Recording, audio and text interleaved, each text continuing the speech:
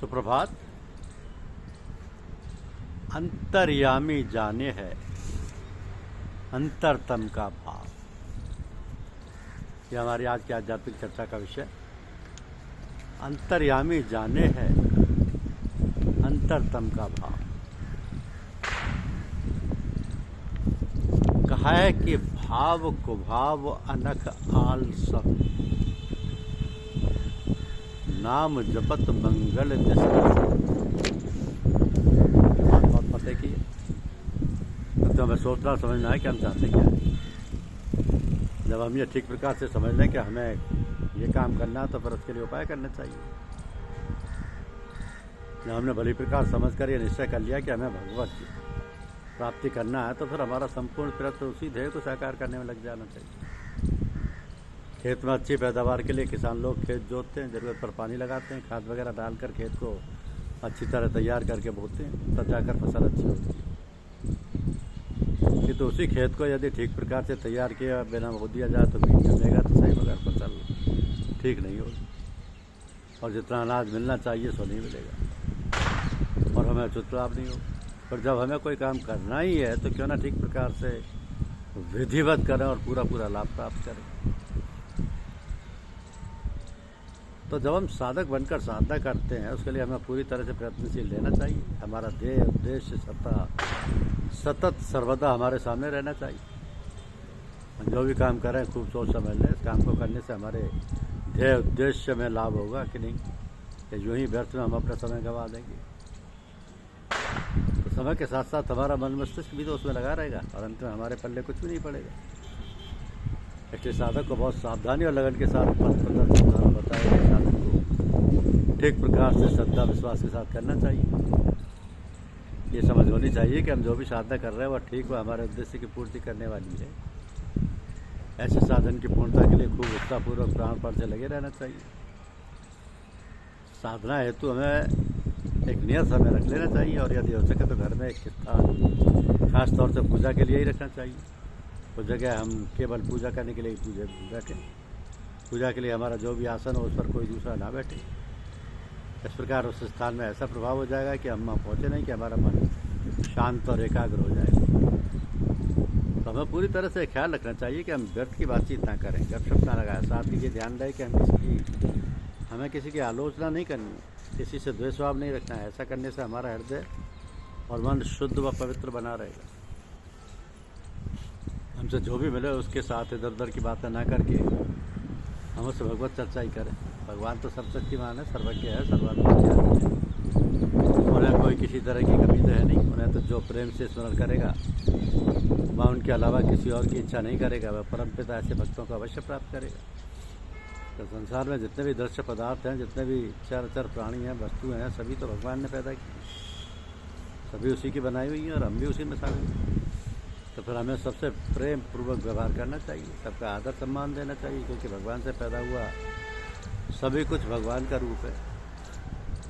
जैसे जब हम अपने किसी अधिकारी के पास जाते हैं तो संयम व अधीनता से उसके सामने पेश होते हैं, उसी प्रकार जो अखिल ब्रह्मांड नायक है, प्रभु है, परमपिता परमात्मा है, उससे और उसके सभी प्राणियों से हमें प्रेम व अधीनतापूर्वक मिलना और व्यवहार करना चाहिए।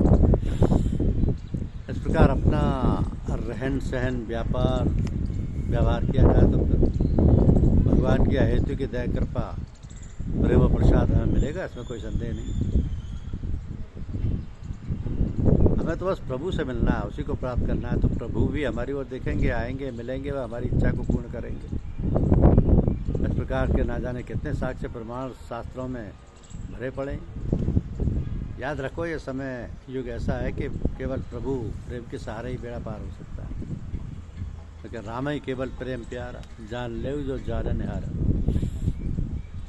तो प्रभु को याद करो, उसका नाम जपो, उसके भक्तों के चरित्र पढ़ो और दिन रात सांसारिक काम धाम करते हुए उसकी याद रखो। कर से कर्म करिए विधिनाना, मन राखिए जाए कृपा निधाना।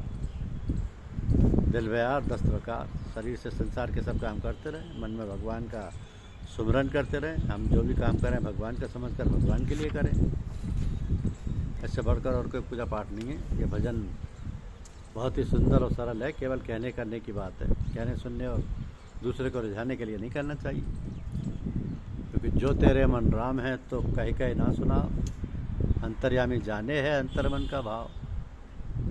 तो जीवन का कोई ठिकाना नहीं। जो सांसें अंदर गई पता नहीं लौटें कि ना लौटें, इसलिए उसकी याद से खाली ना रहो। चलते फिरते खाते पीते सोते जगते बस उसकी याद बनी रहे और हमारे कार्यकलाप होते रहे। दिखावा बिल्कुल ना हो। जैसे कृपण या कंजूस अपने धन को छुपा कर रखता है, उसी प्रकार हम दूसरों को दिखाने सुनने से हमें बचना चाहिए।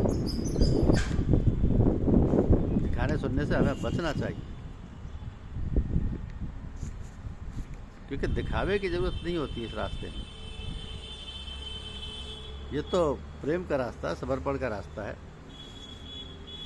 जब प्राचीन महापुरुषों, संतों, ऋषियों, मुनियों ने देखा कि सारा संसार इस रचना में फंस गया है, तो पहले बाहर में खोज किया, परंतु जब सफलता नहीं मिली, तब शांति रही, तब अंतर में घुसे और उन्होंने बहुत समय पीछे बड़े ही परिश्रम और लगन से प्रेम और ज्ञान का मार्ग प्राप्त किया।